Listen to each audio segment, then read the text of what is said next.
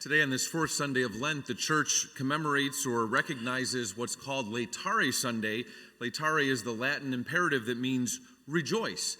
And like in Advent, we're rejoicing in Lent because not only is the end of the season of Lent drawing near, but also the holiest days of the year for us: Palm Sunday, Holy Thursday, Good Friday, and Easter. So we're entering into a beautiful spiritual time of the year. And that rejoicing today is seen in the vestments we wear. They're rose-colored, the flowers that decorate the altar, the beautiful organ music that's a little bit more than normal. It's also experienced in the wonderful message we heard in today's gospel. Today's gospel was about the healing of the man born blind. Wonderful, wonderful passage that has a great message for each of us individually. I'm thinking especially of the elect, those who are going to be baptized at Easter. The message is certainly for them. And it also has a message for all of us together as a parish family. So let's take a closer look for a moment. We have a man born blind, and he represents all of us individually that are spiritually blind in some way because of original sin, but also actual sin at times. He also represents us together as a parish family. Sometimes we can't see where we're going. Maybe we're not even concerned about where we're going or even thinking about it. Jesus does something miraculous for the man born blind. Not only does he cure his blindness, he restores his sight, but he brings him the gift of salvation. And that's what he does for us individually.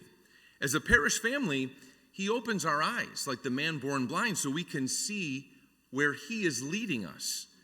And we are called to respond like the man born blind in two ways. Each of us individually to identify with Jesus. In that passage at the end of it, the man born blind now identifies with Jesus. He says, "I am he." And that signifies he is now striving to see with the eyes of Jesus, to think with his mind, and to move as he moves.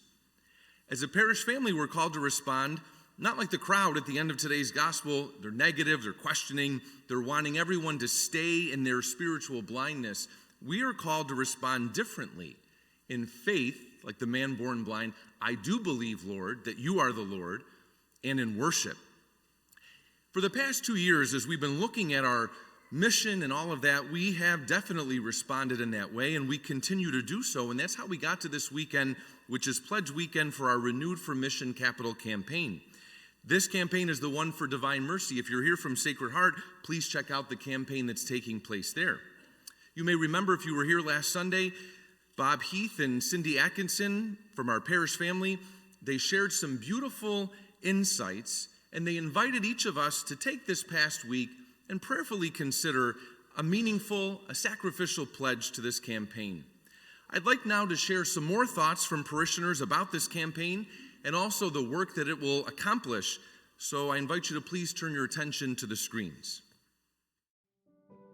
Divine Mercy Church in Central Square is on a continual journey of renewal to be a parish on mission. Father Celentano, my predecessor, did an amazing job of bringing two parishes together to build Divine Mercy 10 years ago in 2016. And then over the last few years, we brought another two parishes in as well from the North Shore. And so now we're one community of faith here in Central Square, and we serve a vast area. So it's a nice opportunity for us at this moment in our history to be able to say, okay, let's go back to the original plan, which was to do a little bit more decoration in the church, to put a floor in, to make it more beautiful and conducive to worship. With your help, our Renewed for Mission campaign will enable us to complete the vision for our worship space to fully reflect the vibrancy of our faith. Our plans address efficiency. We need to attend to cracked concrete and would like to install a durable floor in the church, address ice buildup on the roofs of the church and parish center, and update the sound system in the church. Hospitality. We'd like to create a welcoming and focused entrance to the church and enhance the area around the baptismal font.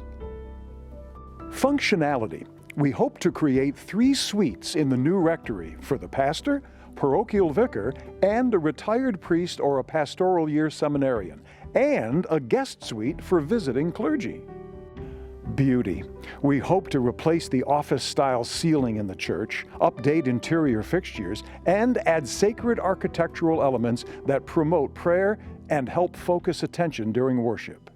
Someone mentioned in one of our town hall meetings how they liked the conceptual designs really look like the church sort of envelops you, sort of, embraces you with the colors and the wood tones and things like that, in a soft way, but in a gentle way that reminds you of the grace of God working in your life. So I thought that was very powerful and really indicative of what we're trying to do. A worship space is a sacramental sign of God's presence among us. Here's what parishioners told us about the parish and the revitalization. The people make this parish very, very special.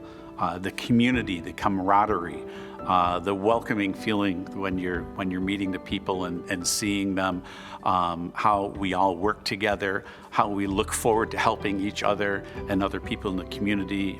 The parish is another family for us, and how the church is the home, and that's a lot of the improvements that they're going to be making are going to just improve the home, and that's something that's really important.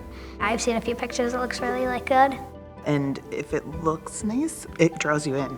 It pulls you in. It makes you kind of feel comfortable and safe. And if you're feeling settled and comfortable and secure, then you can focus more on God and on important things like that. I don't know of a building that doesn't need continual assessment and improvement. It will make it even more inspiring and more spiritual to enter into this wonderful building that we have. I think it's a great idea. I think this particular church wasn't totally finished. I'm glad to see it being looked at to complete and make it more inviting. Sean Brown is excited about the impact of Micron. An influx of thousands of jobs will be an influx of thousands of people. And I'm certain there will be many, many Catholics looking for a place to celebrate their faith, and hopefully more people that are also interested in finding a home and maybe learning more about our faith. I'm excited about the future of our parish. I'm excited about the growth. I'm excited to see more families coming and younger people. To me, that's just a beautiful thing. Well, why is it important for people to support this campaign? I believe it's extremely important for people to continually support their parish. And I'm glad we have some fundraising specifically for this project, because I think people do like to see what their donations are accomplishing. And this, in the very near future, will be a beautiful thing for them to behold and appreciate and feel a part of. I think it's a responsibility if we're going to be functioning parishioners. It's a privilege, because if we make our church more beautiful and more inviting, that makes us feel better. I mean, some of the renderings that I've seen, I would do them in a heartbeat. We have so many wonderful people, and so we're confident that people are excited about the campaign, and we're inviting everyone to support it as they're able to, so that we can really take our parish to the next level and continue our mission. Please support Renewed for Mission. God bless you.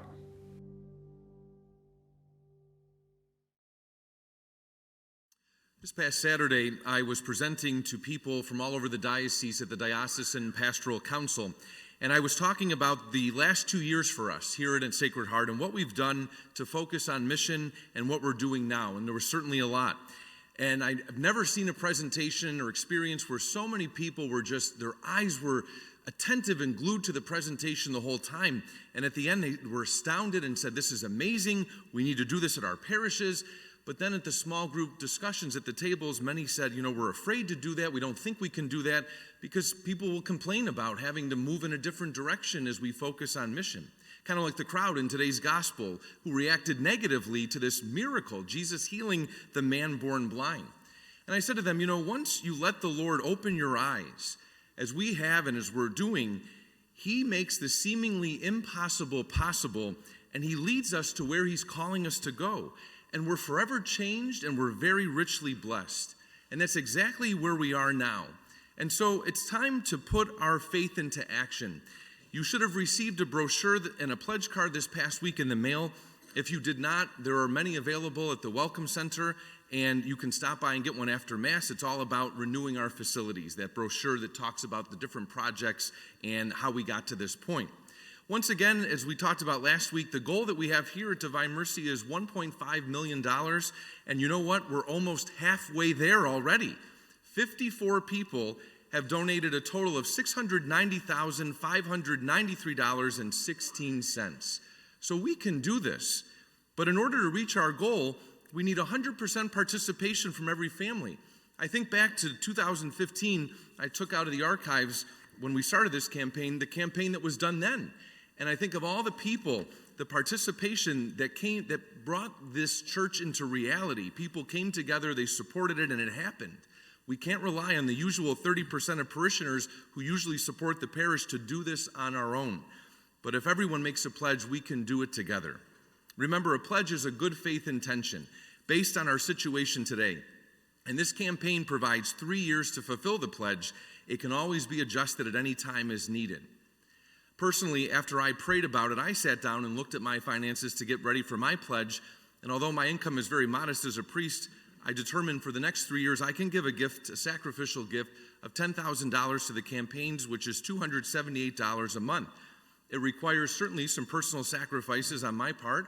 I'm relying on my 11-year-old car not to quit on me now during this 3-year campaign. And also, other things I can redirect, like I don't need to go to Dunkin' Donuts as much as I do. I truly believe in this campaign and in our mission, and that's why I want you to know that I'm participating in it with you.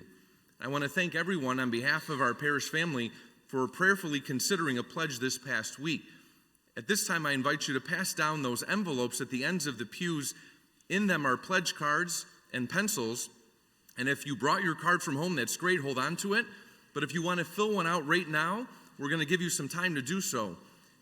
If you have any questions, our campaign team is available walking around. Just raise your hand, they'll come and assist you.